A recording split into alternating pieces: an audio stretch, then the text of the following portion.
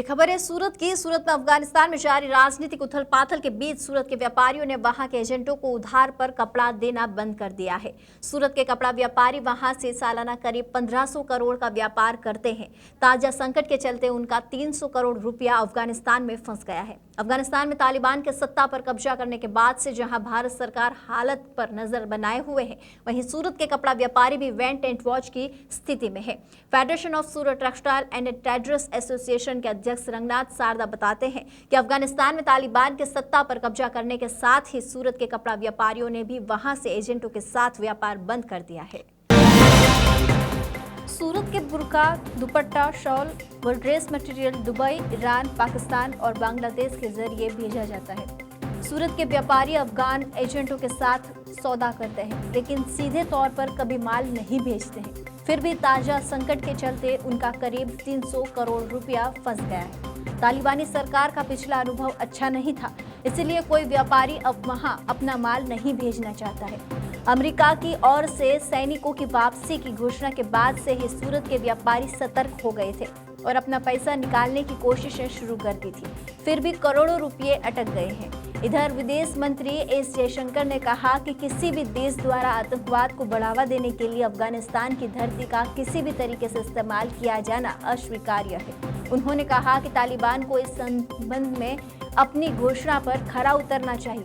जयशंकर अमेरिकी विदेश मंत्री एंटनी ब्लिंकन और जर्मन विदेश मंत्री हैको मास द्वारा संयुक्त रूप से आयोजित अफगानिस्तान सम्मेलन को संबोधित कर रहे थे।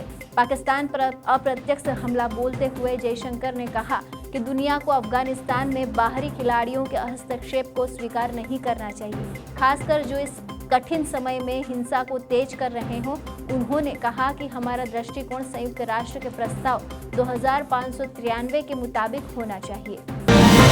डायरेक्टर फोस्टा, मैं सूरत कपड़ा बाजार की अगर बात कर रहा हूँ कि अफगानिस्तान जो भी हमारा सूरत से कपड़ा जाता है वो लगभग सालाना 1200 से 1500 करोड़ का ही कपड़ा जाता था।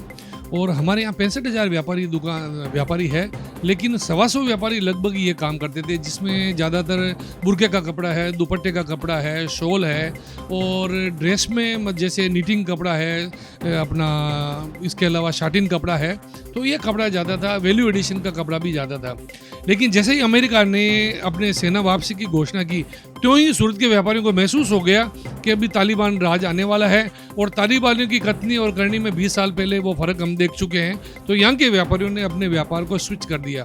अब रही बात पेमेंट की, कि वहाँ पे अभी भी इतनी अस्थिरता बनी हुई है कि लगभग हमारा 2 से 2.5 महीने का जो भी पैसा बाकी रहता है वहाँ पे उधारी जाती है। तो 250 से 300 करोड़ का जो हमारा पेमेंट अटका हुआ है वो आज भी जब तक वहाँ के मार्केट नहीं खुलेंगे, वहाँ क्या पोजीशन होती है क्या नहीं होती है, जैसे गवर्नमेंट वहाँ की कब स्टेबल होगी उसके भविष्य पर डिपेंड करता है। लेकिन फिलहाल यहाँ के व्यापारियों ने क्लियर कर लिया है कि अब अफगानिस्तान के साथ व्यापार करना ही नहीं है। पहले जो पैसा है वो आवे तब की बात है। रही बात जब अपने भारत सरकार, अपने मोदी जी भी वेट एंड वॉच की स्थिति में, वैसे ही सूरत कपड़ा बाजार के व्यापारी भी वेट एंड वॉच की स्थिति में है कि कब स्थिरता बने, आगे क्या होगा, किस हिसाब से ऑर्डर मिलेंगे या पैसा कैसे आएगा, तब देखा जाएगा। तब तक के लिए सूरत कपड़ा बाजार ने फिलहाल काम है वो अफगानिस्तान के लिए कंप्लीटली स्विच कर दिया है।